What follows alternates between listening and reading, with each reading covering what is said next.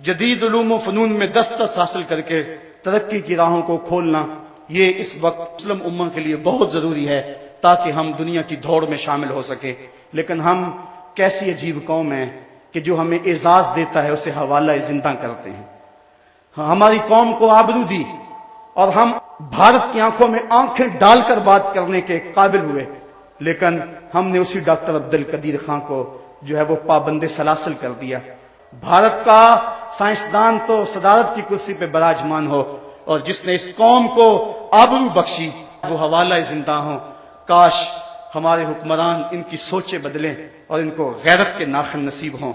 کہتے ہیں اس دور کا جو ہے وہ ایٹم بم وہ معیشت ہے، جو معاشی طور پہ قوم پس گئی اس کے پلے کچھ نہیں رہے گا، لہٰذا ہمیں اس کے لیے کوشش کرنی چاہیے۔ لیکن قوم اس کو اس سے غرض نہیں ہے، وہ پیسے جوڑنے کے چکر میں ہے۔ کاش کہ ہم ملک کے بارے میں پہلے سوچیں۔ ہم نے وہ پچھلے دنوں کے اندر یہ پراپرٹی کا کام چلا، لوگوں نے فیکٹریوں سے پیسے نکال کر وہاں لگا دیے اور ملک کی انڈسٹری مفلوج ہو کے رہ گئی۔ کاش کہ ہم منصوبہ بندی کرتے ہوئے کچھ سوچیں، آپ پیسہ وہاں خرچ کریں جہاں کچھ لوگوں کو روزگار ملے اور زیادہ سے زیادہ ملک کے وسائل بڑھیں اور زر مبادلہ کمائیں۔ فرقہ واریت کے حوالے سے میں بات کر چکا ہوں کہ یہ ہمارا خواب ہے کہ سارے فرقے جو ہیں وہ ایک پلیٹ فارم پہ جمع ہوں اور وہ وحدت امت کا جو ہے وہ اعلان اور اظہار کریں، اور یہ تبھی ممکن ہے کہ ان کے اندر وہ جو چیزیں باعث خرابی ہیں ان چیزوں کو نکال دیا جائے اور حضور کے نام پہ سارے لوگ اکٹھے ہو جائیں اور مل کے لبیک یا رسول اللہ کا نعرہ لگائیں، تو امت کے تنے مردہ میں پھر سے زندگی کی رمق پیدا ہو سکتی ہے۔ غازی احمد چیمہ شہید کے مشن کو جاری رکھنا یہ وقتی اور فوری حل ہے اس وقت جو حالات ہیں۔ اگر ہم اس کام کو بھی چھوڑ دیں گے، جیسا کہ آج کچھ لوگ کہتے ہیں کہ یہ کیا کام ہے جو کیا جائے، مغرب اور دلیر ہوتا ہے اور بھڑکتا ہے اور مسلمانوں کے خلاف جو ہے وہ دشمنی اس کی اور بڑھ جاتی ہے، یہ اگر ہم اس کو برداشت کر لیں اور اس کو مستقبل پہ چھوڑ دیں تو یہ ہماری غیرت ایمان کے خاتمے کا اعلان ہے۔ کسی نے ابن عمر سے پوچھا کہ فلاں جگہ کے اندر ایک شخص نے گستاخی رسول کی ہے، آپ بتائیں اس کے بارے میں فتویٰ کیا ہے؟ تو ابن عمر غصے میں آ گئے، کہا فتویٰ پوچھنے آگے ہو پہلے اسے قتل کیوں نہیں کیا؟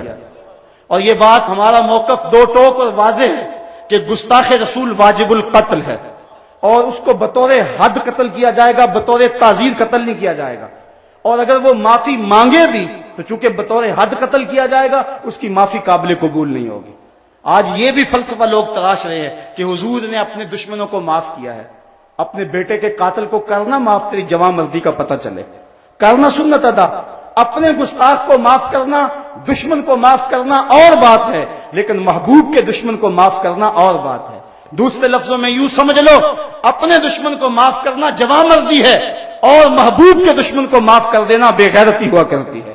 اس لیے 1400 سالہ امت کی تاریخ میں کبھی ایسا نہیں ہوا کہ کسی مومن نے گستاخ رسول کو معاف کیا ہو۔ یہ دو ٹوک اور واضح ہمارا یہ موقف ہے کہ حضور کا گستاخ واجب القتل ہی ہے اور اس کا سر ہی اڑایا جائے گا۔ بلکہ فتاوی عالمگیریہ میں 500 علماء ہند نے فتویٰ دیا، کسیرا گفت کہ جامع پیغمبر ریمناک بود۔ کسی نے اگر کہا کہ حضور جو لباس پہنتے تھے وہ میلا کچیلا ہوتا ہے، وہ میلا کچیلا ہوتا تھا، 500 علماء نے فتویٰ دیا اس کی گردن اڑا دو۔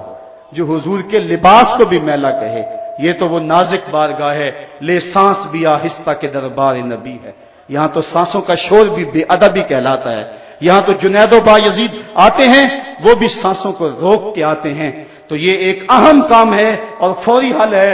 گستاخان رسول کے سینے میں یہ ڈر رہنا چاہیے، جس طرح کبھی کہا جا رہا تھا کہ سلمان رشدی کہتا ہے اگر چڑیا بھی پر مارتی ہے تو میں کانپ جاتا ہوں کہ کوئی غیرت مند مسلمان آ گیا ہے۔ تو اگر اس کا یہ خوف بھی ختم کر دیا جائے پھر تو گستاخی رسول کا باب ہی کھل جائے گا۔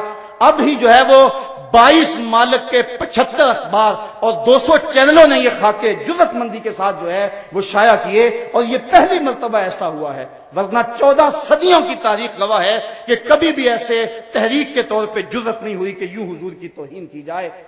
جوش میں آ جایا کرتی تھی غیرت، لیکن افسوس آج اس کشتی کو ہے خوف تلاطم صدحیف منہ موڑ دیے تھے جس نے بڑھتے ہوئے طوفانوں کے۔ آج پوری دنیا پہ کٹ رہے ہیں ہم، لٹ رہے ہیں ہم، خانمہ برباد ہیں، ہمارا قافلہ آج بے یوسف ہے۔ صاحبو زندگی کٹ رہی ہے، آؤ میں اور آپ اپنے آقا سے عہد کریں۔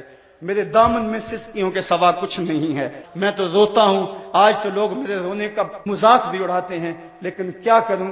جب میرا سینہ زخمی ہو، جب میرا دل پھٹ رہا ہو، جب امت مسلمہ زخموں میں مبتلا ہو، جب کابل سے کندھار تک، جب قلعہ جنگی سے دشت لیلا تک، جب تورا بورا سے تقریر تک، جب موصل سے بغداد تک، میں جدھر نظر اٹھاؤں مجھے لاشیں ہی لاشیں پڑے ہوئے نظر آئیں، تو میں پھر کیا کروں؟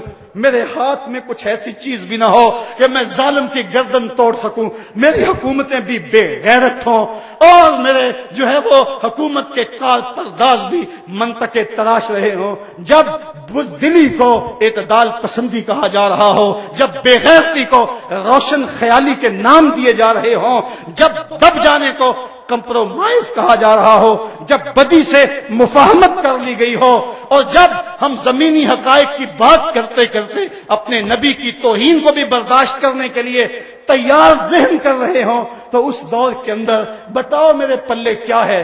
میں کیا کروں؟ میرے دامن میں اور کیا ہے؟ میں روؤں گا، میں دن کو بھی روؤں گا، میں رات کو بھی روؤں گا، میں جھولی پھیلا کے گنبد خضرا کے مکین سے فریاد کروں گا کہ تجھ سے فریاد ہے اے گنبد خضرا والے، کعبے والوں کو ستاتے ہیں کلیسا والے۔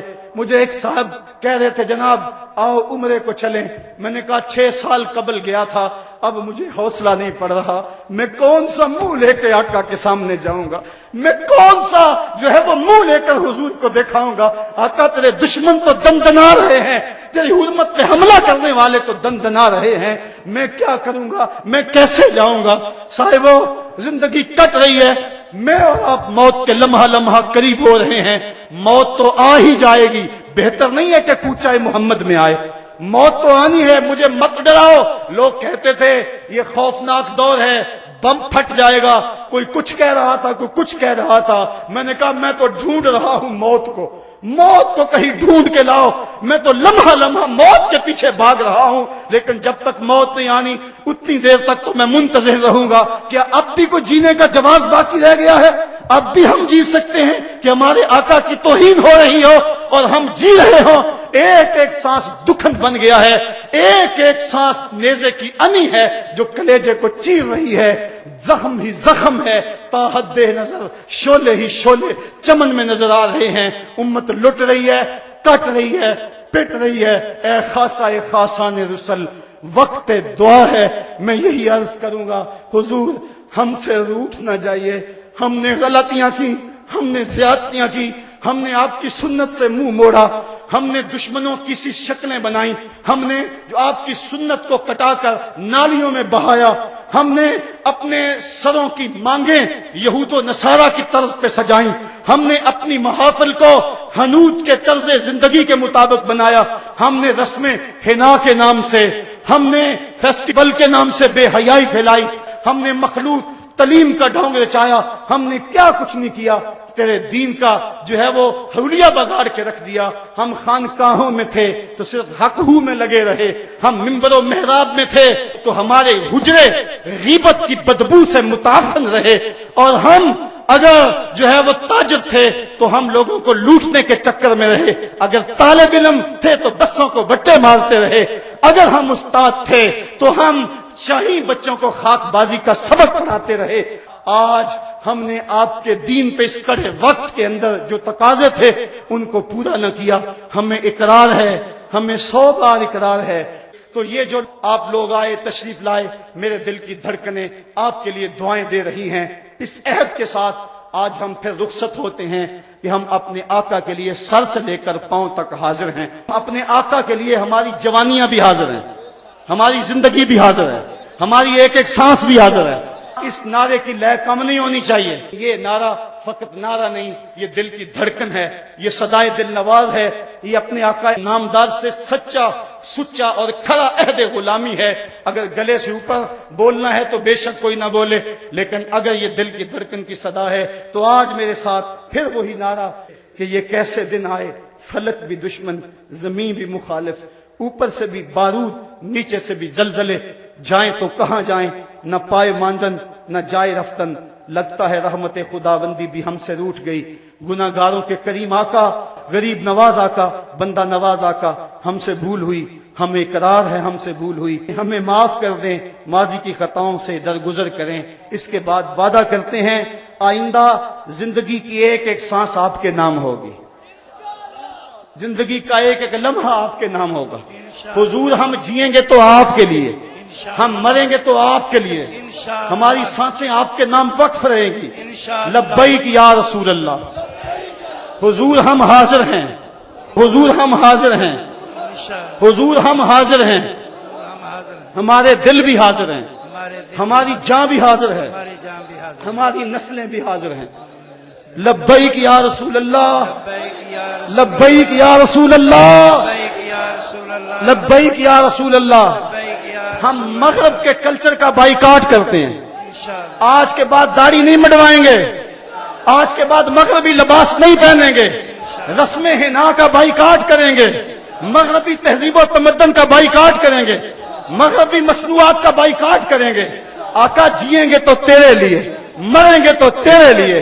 لبیک یا رسول اللہ، لبیک یا رسول اللہ، لبیک یا رسول اللہ، لبیک یا رسول اللہ، لبیک لبیک یا رسول اللہ، لبیک لبیک یا رسول اللہ، لبیک یا رسول اللہ، لبیک یا رسول اللہ، لبیک یا رسول اللہ، لبیک لبیک لبیک یا رسول اللہ، لبیک لبیک لبیک یا رسول اللہ. خود کو مٹا دیں گے ہم جان لٹا دیں گے، ناموں سے آقا پر سر کو کٹا دیں گے.